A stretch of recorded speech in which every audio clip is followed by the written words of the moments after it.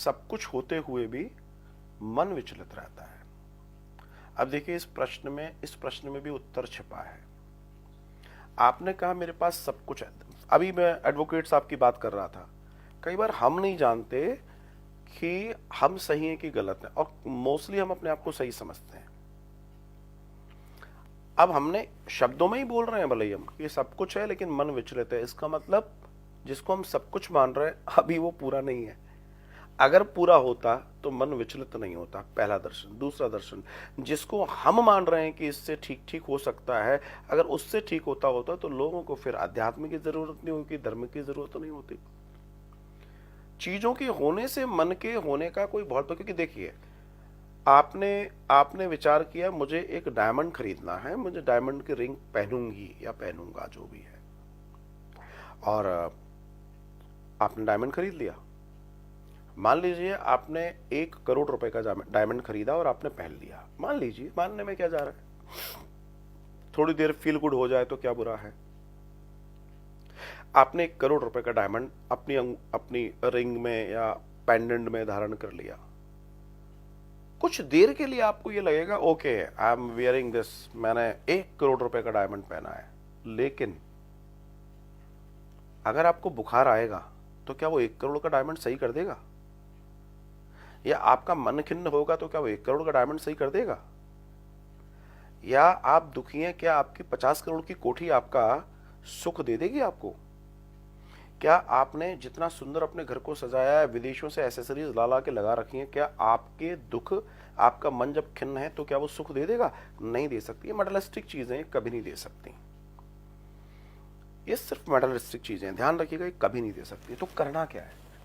मन की विचलितता। इसका मतलब उस खोज पर जाएं, उस विचार पर जाएं कि हमारे मन को क्या चाहिए, क्यों खिन्न है, क्यों ये विचलित है। और मैं सत्य कहता हूं, अगर आप इस खोज में जाएंगे तो निश्चित आप एक जगह जाकर संतुष्ट हो सकते हैं। वो है सिर्फ और सिर्फ अध्यात्म, स्पिरिचुअलिटी, स्वयं को जानना, सरलता के अंदर उतरना, अपने भीतर की यात्रा करना। आज समाज के अंदर इतनी दौड़ है, इतनी दौड़ है, इतनी दौड़ है कि व्यक्ति अपने बारे में सोच नहीं पा रहा है।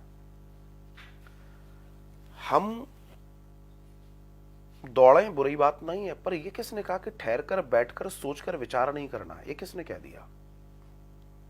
इसके वजह से हम अपने जीवन के साथ दरअसल सही नहीं कर रहे। ईश्वर ने हमें दिया है, ईश्वर की इस सुंदर कृति को हम बिगाड़ रहे हैं। तो मेरा निवेदन है, फिर देखिए कि जिसको हम सब कुछ मान रहे हैं, असल में उससे कुछ हो जाता तो बहुत कुछ हो जाता। दीवारों पे घी से महंगा पेंट चढ़ा हुआ है, और उससे क्या होगा? आपके पास महंगी महंगी एसेसरीज हैं, सुख तो मैंने बड़े बड़े टाइकून्स को देख लिया, उनके साथ की स्थिति क्या है? वे नीरस हैं, आपस में बन नहीं रही। दिखाने के लिए बड़े बड़े नेकलेसेस, बड़ी बड़ी गाड़ियां, बड़ी बड़ी कोठियां हैं, लेकिन अंदर से खाली मकड़ी के जाले लगे जिंदगी जी रहे लोग। क्यों? क्योंकि जीवन में सिर्फ दिखावा था, आध्यात्म नहीं था। जब तुम स्वयं को जान लोगे तो आनंद उतर आएगा। उस और बढ़ो, किसी सदगुरु की शरणागति लो, अपने जीवन को सहज करो, सरल करो, सुंदर बनाओ। बहुत थक गए हैं हम लोग, बहुत समय से दौड़ रहे हैं, न जाने कितने जन्मों से दौड़ते दौड़ते आए हैं। अब थोड़ी सी बुद्धिमानी दिखाएं, थोड़ा सा ठहराव लाएं, अपने अंदर उतरें, अपने अंदर जो अमृत कुंड है उसमें एक बार स्नान करें।